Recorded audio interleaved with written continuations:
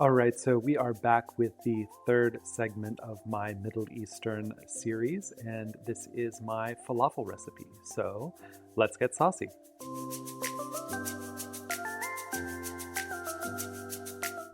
Hey foodie friends, so this is kind of the star of my Mediterranean show, so to speak, and this is our falafel. So this is the mix already done, so let's go ahead and show you how I did that. All right, I have my food processor set up here. So we're gonna add in 1 pound of chickpeas.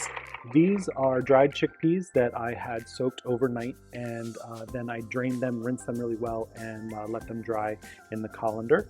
All right, to that, I've got 1 roughly chopped onion. I'm using a Vidalia onion here, a little sweet. Whatever you've got is fine. Then a whole bunch of cilantro, and I'm just gonna tear this here.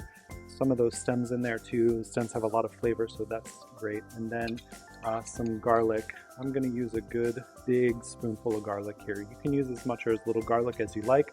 I like a lot of garlic, so put a lot in there. This is a tablespoon of salt.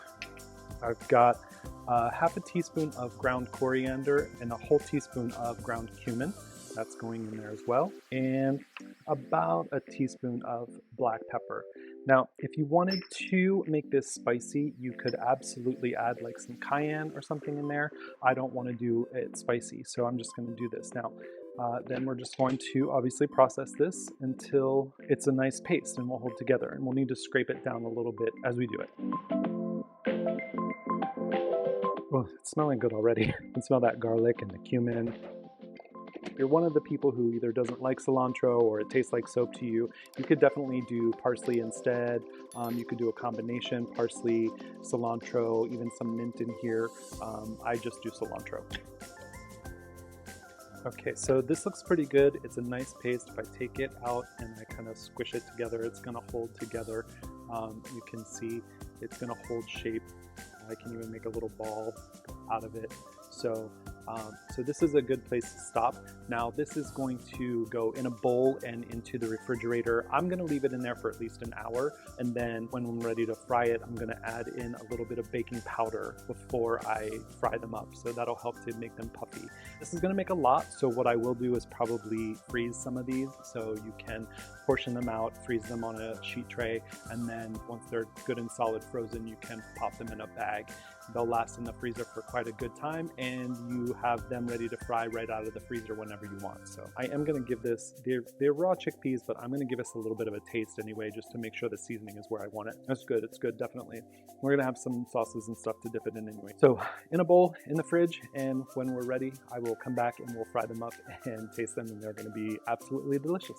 And now that it's out of the fridge, I'm going to add in that baking powder. Like I said, we're just going to mix that in. So some recipes I've seen do call for adding a little bit of flour or even chickpea flour if you are gluten-free to this. Using the dried chickpeas though, there's plenty of starch in there, and when we let it sit in the fridge to relax, those starches will come out a little bit more and help this to bind together pretty much by itself. And if you want an added insurance policy, go ahead and add a tablespoon or tablespoon and a half of flour or chickpea flour to it, but you don't really need it if you're using the dried chickpeas. So I'm going to use this little ice cream scoop here. It's about a tablespoon and a half, I would say, just to form these into balls, and just gently set them aside on a plate. And then once I've got them all formed, we'll heat up some oil and fry them. You could do this in an air fryer or an oven. You would want to probably make these more of like a patty than a ball, because I don't think they'll really hold their shape in that situation. And like I said before too, this makes quite a bit, as you can see, and we'll only probably eat like 6 or 8 of these at a time. So what I will do is maybe tomorrow I will go ahead and form balls out of all of these and put them in the freezer on a sheet tray so that they can freeze, and then once they're frozen good and solid, I will pop them into freezer bags, and you can fry them directly from frozen then. So whenever you want some more falafel, you can just go in your freezer, get those out, and make a nice healthy dinner for yourself.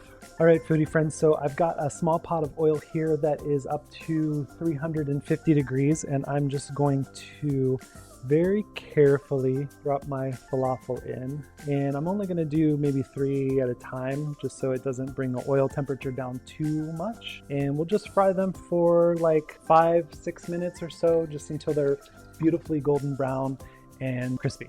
So these look like they're pretty good. You can see they're floating. Look how beautiful and brown those are. So delicious. You get those on a paper towel lined plate and give them a quick little sprinkle of salt. Just a little salt on top, and let this oil come back up to temperature, and then I'll fry the rest. And here they are, guys, the falafel. Don't they look so good? Golden brown, really crispy outside. And look at that soft, fluffy in the middle. You get that cilantro. Oh my God, so good. Cilantro, a little hint of cumin in there. These are absolutely delicious. I hope you guys make these. If you do, please let me know in the comments. Check the link in the description box for the full written recipe.